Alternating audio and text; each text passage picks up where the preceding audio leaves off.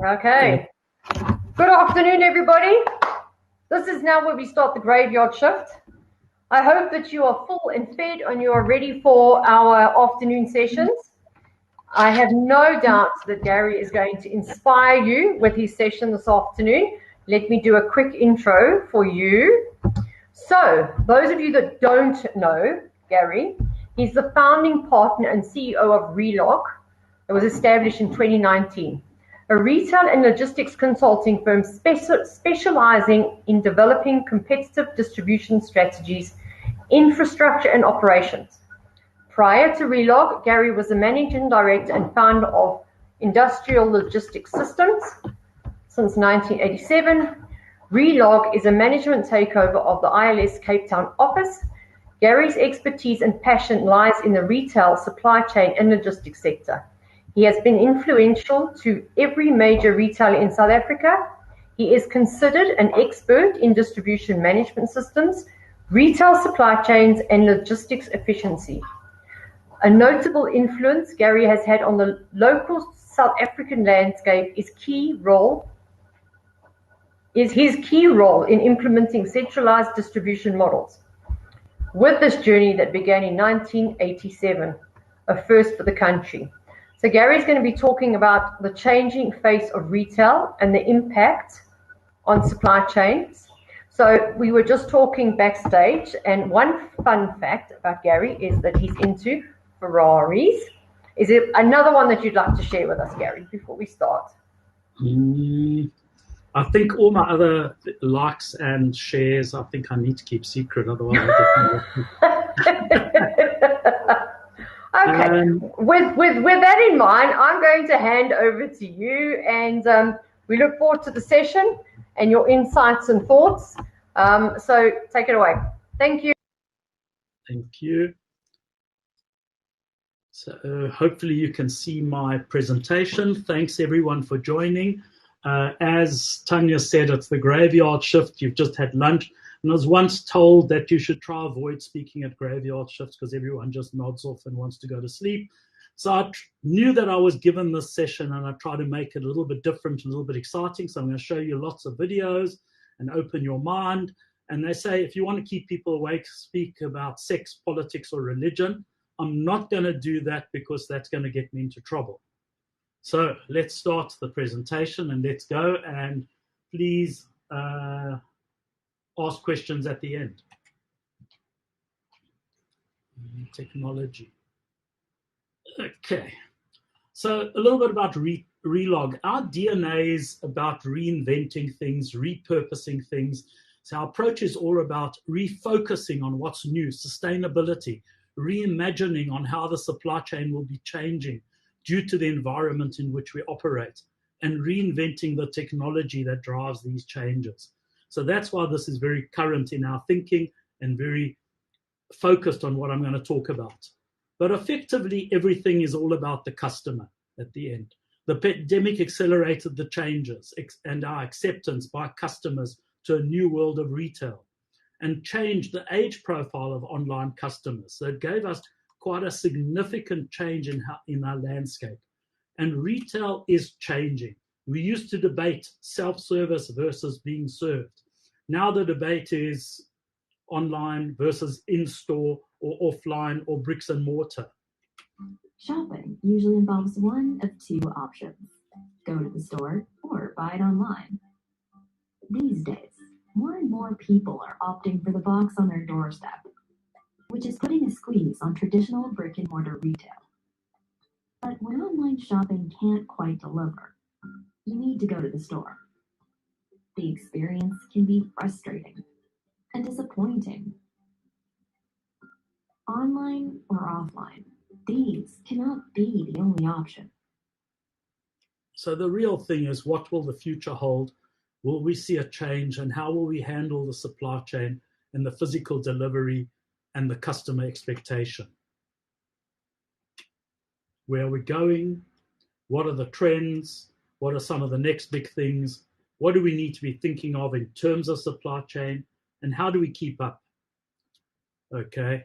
And this is really an exciting space that we're in, because it's so dramatic and it's changing every day. buzz out of buying something. A little tingle of excitement.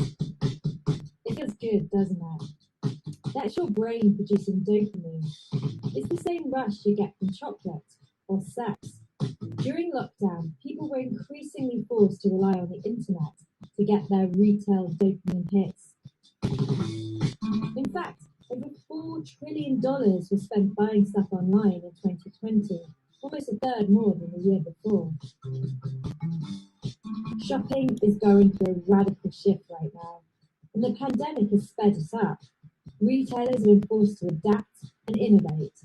Driving this revolution, you. And we need to be adaptable to the future. Change will come. It's unplanned, unexpected. Who predicted COVID? Who predicted the riots? Or other than Bill Gates, I suppose, he predicted COVID was coming. And who predicted all our riots and problems we had in KZN a few weeks ago?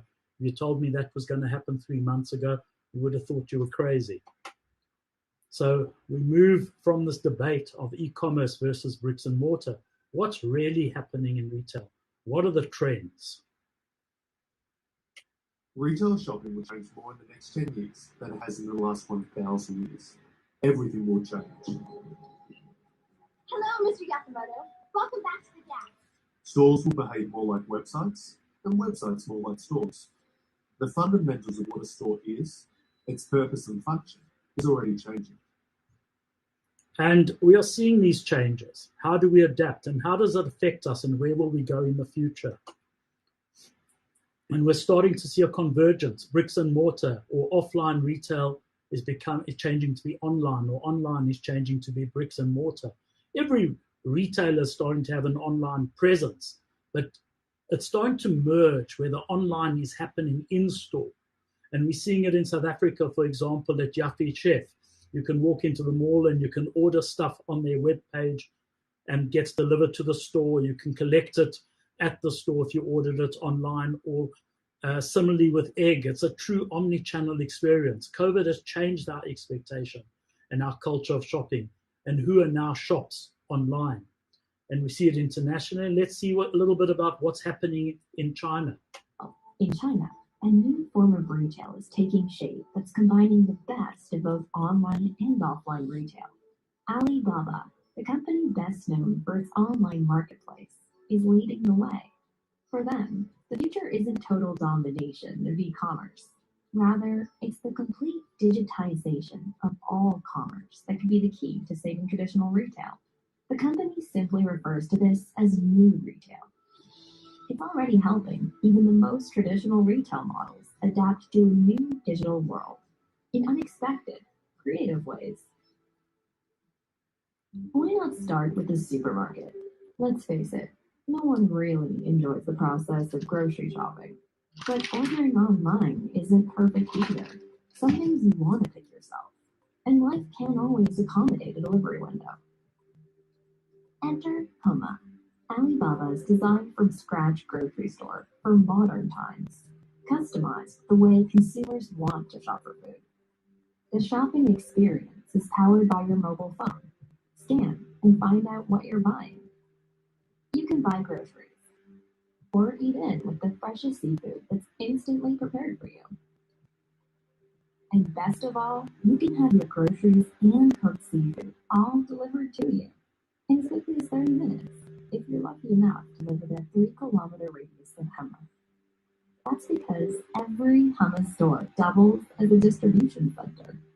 The model is so popular in China that people are actually moving to live near Huma locations. So we're missing out a little bit, but I'm not thinking of moving to China just yet. Things are going to be happening in South Africa as well. So what we knew has changed, and as it changes, we need to adapt the supply chain. And you can see the Hummer stores building a distribution outlet at the store, and the promise has to be to make sure the product is available, will be delivered when the customer needs it, and that's what drives us in the supply chain.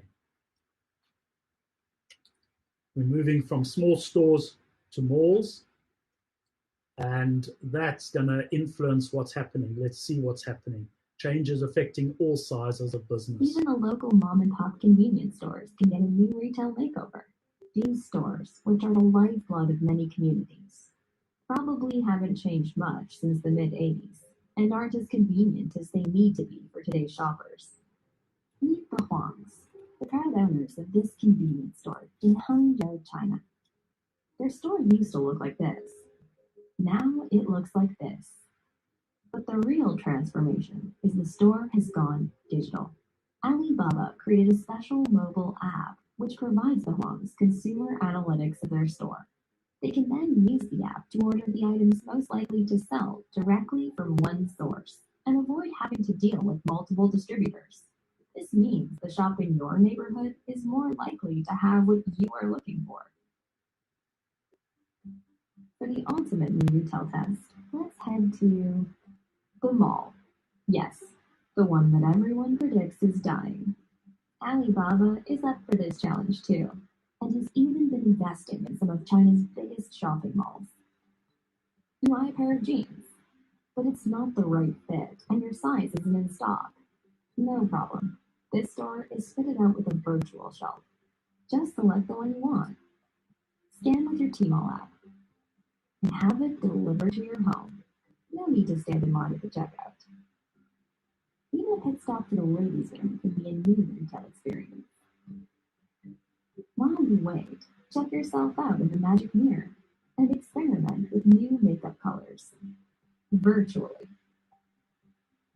Like what you see?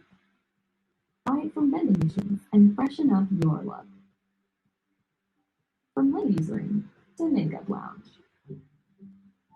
The possibilities for new retail are endless once you erase the lines between online and offline and reimagine it based on the way consumers actually want to shop. The key to saving traditional retail is to forget about tradition altogether. And it's affecting everyone, and this is only in China as an example, but there are exciting stories around the world, and Amazon is changing things and developing new technologies, and you can see all around the world. But what about Africa? And this is what's happening in Africa. One of our projects that we presented on SAPICS last year was Trigger Foods. That's changing a complete market in Kenya. The informal traders, unsophisticated informal traders, are getting access to all the data of what their sales are and what needs to be replenished so that their availability is improved. Trigger helps them plan their business and their supply. They link this back to the growers and the farmers. And Trigger is starting to use blockchain in their whole supply chain. So it's at a very informal sector, they're using the highest level of technology. Let's talk about Egg. It's a shopping experience linked to digital. It's a shopping experience, the ultimate in retail theater. And the availability and choice, the uniqueness, and it's a totally new retail experience. Yeah.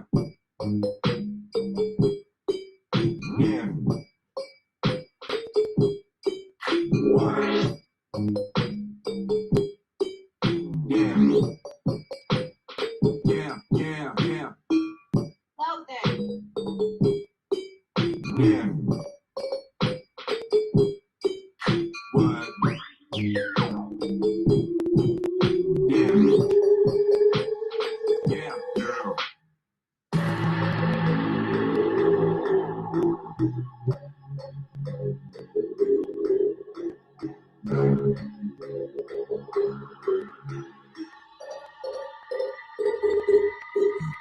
Yeah.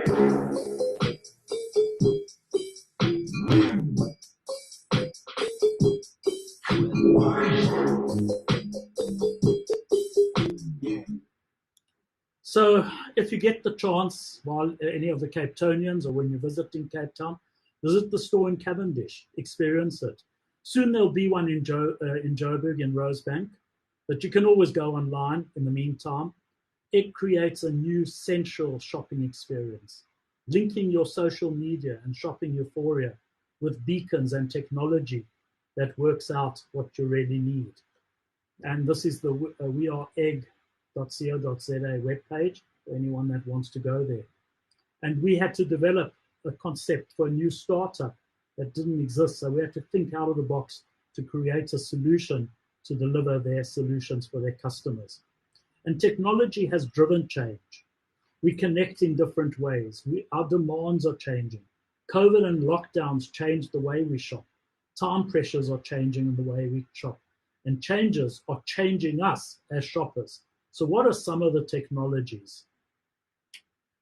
Increasingly, retailers are using beacons to enhance in-store experiences while simultaneously bridging your physical and online experiences. Beacons are small, wireless devices that transmit a continuous radio signal. The signal ID is detected by smartphones that send the ID to a cloud server. The server can then push targeted content to your device. Bluetooth Low Energy, BLE, is a technology behind beacons, and it provides device location on a very micro level, down to a single store aisle, for instance. This means that if you have opted in, retailers will be able to gather data not only on your movements, but also be able to push content to your device. Say you're walking past your favorite department store and they're having a sale. With a beacon nearby, your phone could alert you to the sale. From a retailer's perspective, the data collection aspect of beacons is arguably more important than sales. They will be able to use the information to better segment customers and advertise accordingly. Stores like Macy's and Bunnings have already deployed beacons. Retailers are no longer content to identify us via a swipe of a loyalty card at the point of sale. They want to identify us as soon as we enter the store. The iPhone X has helped to normalize facial recognition, and using this technology, retailers aim to provide a customized experience. The technology, which uses over 16,000 reference points in your face, was originally designed to support security at events and international airports. By using facial recognition systems, retail staff will know what type of product you buy and what your average spend is, so they can give more love to higher spenders. They'll be able to use software that reads emotion to identify when you are frustrated and notify staff to respond. Of course, the staff that do respond may not be your typical human employees. Meet your new robot shopping assistant. Hello, I am Moshbot. What are you looking for today? Robot assistant technology already exists and can greet you in multiple languages. They have built-in 3D scanners with image recognition software to identify items and navigate the store to guide you to the product. If you have an out-of-the-box question that is beyond the robot, you can start a video conference with a human. The robots are not limited to customer interaction, and will also move into supply chain with robots that check stock, find pricing errors, and items that have been misplaced. These robots are intelligent enough to navigate existing stores and move around customers. The data these robots gather is compiled and analyzed to provide improvement recommendations. Traditional mirrors are out and smart displays are in. Using artificial intelligence, virtual reality, and gesture recognition technology, the mirrors can simply impose clothing over your on-screen image. In effect, the mirror becomes a virtual changing room where you can create complete outfits without ever getting dressed. This technology allows you to see all items, even items that are not in stock, and try on dozens of different combinations. See what the same item would look like in a different color? Just swipe your hand. You can even share your virtual picture on social media, so your friends can give you advice before you buy that new jacket. Oak Labs has a similar product for fitting rooms. When you walk into a fitting room, the mirror comes alive with all the items you have using RFID. You can request other sizes, cuts, and colors at the display, and an alert is sent to sales staff to deliver the product to you. Using big data, the sales staff can also bring in additional products that other customers typically buy with those items. Essentially, it brings the ease of online shopping into the tangible world of retail. Retail stores can use this technology not just to measure average time in the fitting room, but also which items have the highest conversion rate. After robot support and interactive displays comes the payment process. Self-service checkouts have existed for over a decade. Paying with your phone or watch is newer, but we will see the rise and fall of this technology. The future of payments is you walking out of the store with your item automatically being scanned and the total being charged to your account. Amazon already has shops that identify you as you enter and automatically charge you as you leave. No need to scan any items. Payment in the future will have no queues, no checkouts, and no hassles. And we're seeing these technologies in stores already. So Lowe's in America use the virtual assistant who goes around and helps you. And I know of a particular home do-it-yourself warehouse store in South Africa that frustrates the hell out of me trying to get any assistance. So maybe they'll get some mobile assistance into their stores. That would be exciting. And then let's talk about what's happening in South Africa. Another one of my favorite big projects is Checkers Rush. It's our concept of a check out the store, walk in, pick up the products off the shelf, walk out. We use advanced AI and machine vision technology and cameras to identify which products and brands customers are taking from the shelf, and then we automatically bill your bank card. And I think it's only available in Cape Town, so I'm not sure how many stores they've rolled out, but you don't have to feel left out. At least it's starting to happen in South Africa. And then there's a lot of technologies that are driving all of this. RFID, 5G, Internet of Things, big data, artificial intelligence, near frequency, chips, Bluetooth, beacons. We've spoken about some of them and everyone touches on them, but probably one of the most exciting is going to be voice. And Alexa, your Star Trek assistant. We basically envision a world where Alexa is everywhere, says Priya Abani, director of Amazon Voice Services. Jeff Bezos says that the inspiration for Alexa came from the Star Trek computer, where you ask it things, ask it to do things for you, and ask it to find things. Typing on a screen is slow and will be seen as a thing of the past. Taking its place will be your voice, which is fast. Take smart homes with lights that you can control with your phone as an example. As Jeff Bezos says, you still need to find your phone, open the app, get to the right screen, and turn on your light. But with Alexa, you can simply ask, Alexa, turn on bedside lamp. Back in the old days, you would listen to the news on the radio, and you didn't need a screen. The difference now is that you are in control with your voice, asking Alexa to tell you the news highlights of the day as you get ready for work. And this allows for faster processing. Elon Musk is working on ways to bridge the gap between our brains and the power of our computers. But could voice control be one step in that direction, as it allows for faster multitasking commands? You can turn on the heating in your car while you are in the kitchen. You can unlock your front door for a repair person while at work. Or you can preheat your oven while you're getting out of the shower, all by using voice commands.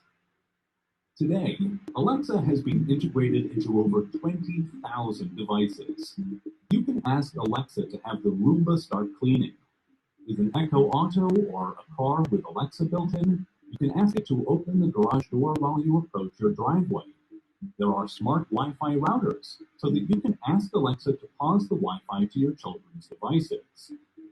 And as you get ready for bed, you can ask Alexa to turn on your mattress warmer. Amazon is working on making Alexa predictive, opening the blinds, turning on the coffee maker, and playing the news headlines for you in the morning automatically. You might even get to have a little Alexa helper follow you around the house. Alexa, take my bags to the front door. Amazon is reportedly working on a waist-high robot that will be an Alexa on wheels. They already have robots running their warehouses, so when will they make their way into our homes? Key is a smart door lock that is another one of Amazon's services. Not only is Amazon operating cargo ships and their own airline, they even have tows in your home to complete the whole delivery chain. So why not have Alexa approved delivery people that your front door opens for? And your mini Alexa home robot takes care of your packages and stores them away for you when you get home. You could give the Alexa helper a cup to put into the smart dishwasher while you're sitting in the living room, or give it your bags to put into your car. And the day will come when you will have 100% control over such things as your car by using your voice. You could ask Alexa to roll up the windows or change your destination. How about asking Alexa to help you find parking spots and pay for parking? So it's exciting tech, and some of it's even being developed locally and applied locally. The reason we launched ShopRite X was a realization that customers are transforming almost faster than we do. retail is as much about doing the old things well as it is about using technology to make products to customers in a cheaper and faster way. If you take 6060, which has been a multi-award winning innovation, we did more of the hard work for customers than ever's been done before in South Africa. One of the very key stats is that we delivered 1.5 million orders in the last year in less than 30 minutes. And it's been a game changer, and you can't drive anywhere and not be swarmed by delivery motorcycles. Question is it sustainable, and how will it change in the future? We need to think of the costs. We deliver to stores, we merchandise on shelves, then we've now got added cost. We pick on behalf of the customer. We pack for the customer. We've got added packaging costs. We then deliver it to the customer. Are these deliveries even eco-friendly? A lot of motorcycles with two-stroke motors with high pollution. There's no real economies of scale in the last mile. So it's not really a cheap solution, but it's servicing what customers want. And I passed a company recently in Cape Town. We're using electric scooters. I suppose charging them in South Africa could be a problem. And is this sustainable? Right now, the costs are borne by the retailer. We may pay for delivery, but we're not paying anywhere near the extra cost that the systems are costing. And are we picking up the cost of these deliveries in food price increases? Are we subsidizing deliveries? Will it change? Okay. Amazon has effectively split their fresh from their non-perishable groceries. We need to understand what we want and what we'll pay for. When it comes to services that makes it easier for people to buy groceries, there is Prime Pantry and Amazon Fresh. Prime Pantry lets you skip your grocery trip and buy snacks, drinks, and home goods online with Prime Shipping, while Amazon Fresh handles all of the fresh foods such as vegetables, dairy, and meat with same-day delivery. And for other everyday items, Amazon is making it easier for customers to make buying decisions by having its own Amazon-branded products, from baby wipes and kitchenware to keyboards, cables, exercising dumbbells, paper shredders, and more. And will there be a split in this and a focus on cost and service, starting to bring dark stores, micro-fulfillment centers, click and collect, home deliveries, ordering online, that orders can be picked directly at a DC and avoid the cost of the in-store last mile. Gives economies of scale, and urgent orders are then only picked in store. Okay, we need to focus on what the supply chain costs are, and as we move to satisfy the customer, make sure it's cost effective. We're also seeing a convergence. Here's an online retailer selling other people's products in their stores, online selling cotton on, and the retail online is starting to blur. Okay, what about micro fulfillment centers? Effectively a mini distribution center that can service customers' orders without in-store picking, but close to customer demand. Vonsel's Micro Fulfillment Center is a clever combination of supermarket and automated warehouse. Be it a normal shop, click and collect, or home delivery, everything is available here from a single source. So you go into the shop, you can sit there, have coffee while your order's being picked to be collected if you didn't order it online in advance, or you go into the shop and pick up some extra items or the fresh items that you didn't want them to pick on your behalf, so you can choose the Avo that you can pinch and feel yourself.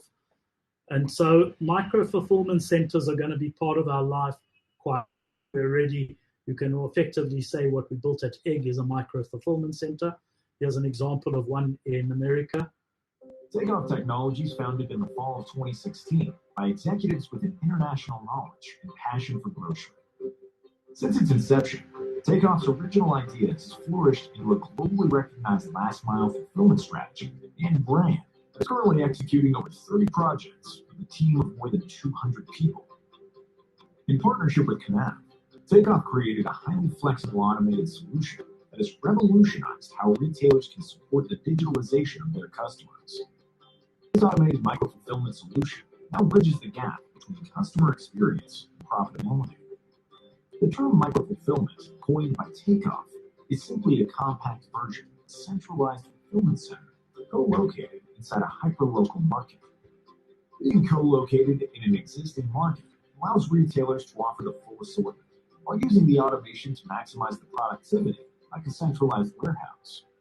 The automated MFC can process items at the pick station in as little as every 6 seconds, making the 30-minute pickup possible. And this is taking off worldwide, I suppose, excuse the pun on takeoff. What's happening locally? We needed a fulfillment center for e-commerce, for egg, but also a stockroom for the store. We needed to know what was in the store when an order came in for stock that wasn't in the fulfillment center. At the same time, if a customer was in the store and his item wasn't on the shelf, we needed to quickly service the customer. So the difference between the in the store and the online was blurred, but the fulfillment center created that bridge.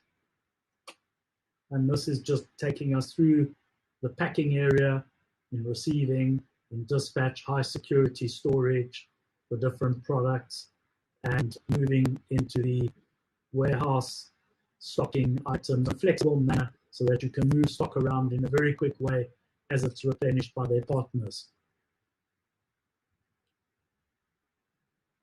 Excuse the fact that I didn't have sexy music there. So what are the changes that we can expect? We're starting to see things like Pargo, Parcel Ninja, Paxi, collection centers. We're talking about consolidated deliveries, shopping mall services, and I'll go through some of those things. Do you love shopping online, but the only thing you're getting is missed delivery notes? We understand. Your day isn't subject to the trading hours of the local post office, and collecting your parcel doesn't always work out. Introducing Pargo, a parcel point for deliveries and returns. Pargo gives you a variety of pickup points to choose from, and all that is left to choose is a point most convenient to you. Now you can combine something simple like shopping and picking up your parcel. It's so easy to use. Go to your favorite online shop, choose Pargo at the checkout page, and choose the pickup point you decide. On its way to you can track your parcel's movements through our secure track and trace system. We'll immediately notify you once the parcel has arrived via email or SMS, and have it ready for collection at an hour that is more suitable to your needs. Pargo, your parcel, your point, our promise. And you can combine orders to get to a single Pargo collection point, and you can drop off your returns at the same time. So you're starting to get economies of scale and trying to get efficiency in the process. Help your e-commerce business grow, save money, and keep customers happy by outsourcing your warehouse and delivery process to Parcel Ninja. Here's how it works. Install our plugin for your existing e-commerce platform, drop your stock off at our smart warehouse location. We'll shop around to get you the best price from multiple couriers in real time. Once an order is placed, it gets picked in our warehouse, packed in branded or custom packaging, and collected by courier. Real-time tracking is available through the entire fulfillment journey. Our analytics engine predicts how much stock you need, while a scalable model means providing world-class e-commerce service is easy and affordable. We know logistics better than you. Parcel Ninja takes care of the headache, giving you the freedom to grow your business. And this gives you some of the tech that Parcel Ninja local developed company that's being developed to fulfill the supply chain in the online space. And enter Shopify, an e-commerce platform which allows anyone to set up their own online store. The number of new stores set up in the first 6 weeks of the pandemic grew by more than 60% compared to the previous 6 weeks. We saw Heinz catch up within, I think, a week or two of COVID hitting, setting up a store on Shopify to sell Heinz at home. We saw Lindt chocolate go direct to consumer for the first time. Inspired by the Chinese model, Shopify aims to create an ecosystem which integrates e-commerce with social media. What we're trying to do is simplify all of it. We want to make it an easy thing to do to have one centralized inventory and figure out which products should get pushed where. And if you're seeing traffic at your online store coming from Pinterest, we're going to tell you you should activate the Pinterest channel and you should push product directly to Pinterest to better engage with that audience. But I think we're just at the early stages of social commerce, and I think people are beginning to understand that there's a real opportunity here, not just to meet new brands and connect with new brands, but also to buy from those brands. By being better connected to their customers, brands can work out not just what they want to buy, but where they want to shop. Take one of Shopify's merchants, the shoe company Allbirds. During the pandemic, when many brands were shutting up shop, Allbirds was opening stores. We hear terms like, well, offline and online are competing, and online is hurting offline. You would never hear that from Walmart. Because at the end of the day, what they're trying to do is create a great experience, build a great brand, and sell you great shoes. And however you purchase, whatever means or channels you utilize to do so, they're happy. All those kind of feed into each other. The future retailers retail everywhere. If you want to sell to my mom, you gotta have a great brick and mortar experience because my mother prefers to buy that. But my sister, who's in her early 20s, she's looking to purchase things on Instagram. It means the store isn't dead. It would just be reimagined to provide an entirely new type of experience. They're great for providing theatre. They're great for providing a live experience with the customer, and to have expert sort of stylist level staff who can really help the customer in a way that the internet. And that's a platform for everyone to go online. So a lot of small businesses can very quickly develop their online presence using Shopify. But in the end, it's all about the supply chain to actually execute it. What changes can we be expecting? Collection centers where products are moved to one single point to be collected from multiple retailers, or consolidated deliveries. So you actually get one delivery rather than multiples.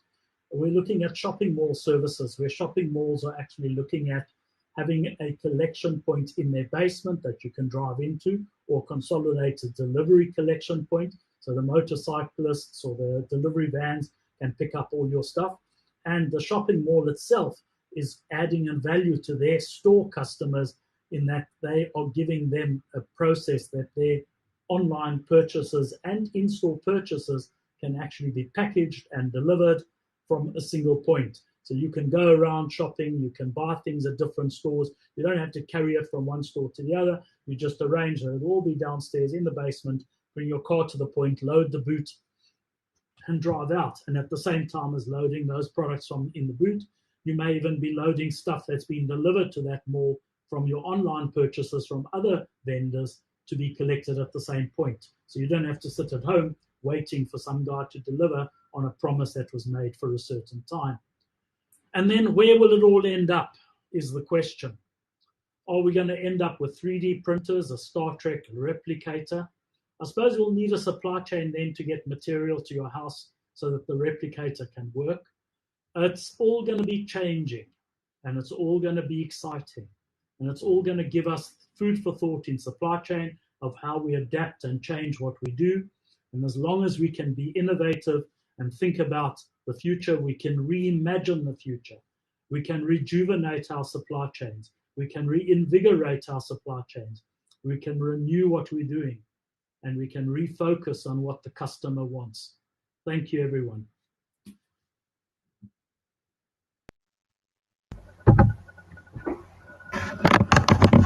Where am I now? Hello. Thank you, Gary. I hope I didn't put anyone to sleep after lunch. No, I think you scared everybody more than anything. I do notice that Lebo doesn't seem to be a fan of Alexa.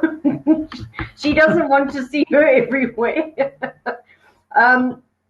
I don't know. Does anybody have any questions? There was a lot of good information. It's scary at the same time, but exciting. I think we'll see a lot more online, and I'm just hoping that somehow we can reduce the cost to the consumer, because it just seems at the moment that we are just paying and paying and paying. So that would be a good start. Cycle of maturity. So you've got to pay the cost as it develops, but as it gets mature, it starts to get efficient. Okay, that's good to hear. Yes, Celeste, they will be made available. All the videos to the sessions will be available to everybody early next week. We just want to edit them. Yeah, I think a lot of good information there, and I think everybody's just going, oh wow, is this what's going to happen? I mean, can we, I mean, I really like the approach of the egg approach to retail. I think that's quite different. It's quite exciting. And I think it does open opportunities for a lot more people that wouldn't be able to go the normal kind of retail route. Some aspiring SMMEs can jump in on that bandwagon. In terms of easier, quicker, more efficient deliveries, online shopping, does that not create more, what do they call it? Carbon footprint? It does at the moment, but that's why there's this drive towards consolidation. So you go through the cycle of inefficiency, and then you've got to wind it back to try and get economies of scale and efficiency in that process. Okay, well that's where we are at the moment. Okay, well it's comforting to know that we as South Africa are kind of not completely behind in this online shopping, convenient shopping that the rest of the world is seeing. I mean, I don't think we're quite there yet, but we're definitely making good strides. Yeah, but if we don't wake up soon, I'm going to have to move to China so I can go shop at Uber. No. Amazing. Nobody wants to move to China. So Gary did mention at the front that he was going to talk about, what was it? Sex, drugs, and rock and roll to keep everybody awake. I think that you managed to keep everybody awake and focused in the session. Please, can I have a show of hands here for Gary and his presentation? A virtual clap, please. Fantastic. I'm glad that you guys found it interesting. Gary's presentations are always interesting. He's always got lots of new stuff to share with us. The videos will be available, so anything that you missed, you can recap on there. So, Gary, thank you very much for your time, sharing your insights and all this exciting stuff that's going on that not everybody's necessarily aware of. And that's why these events are so important, to share this information, make sure everybody stays up to date with what's happening. I'll be available at one of the lounge tables marked Relog. If anyone wants to talk to me, I'll be moving to the table now. Thanks, everyone. Okay, perfect. Thank you, Gary. Take care. Bye. Thank you, everybody.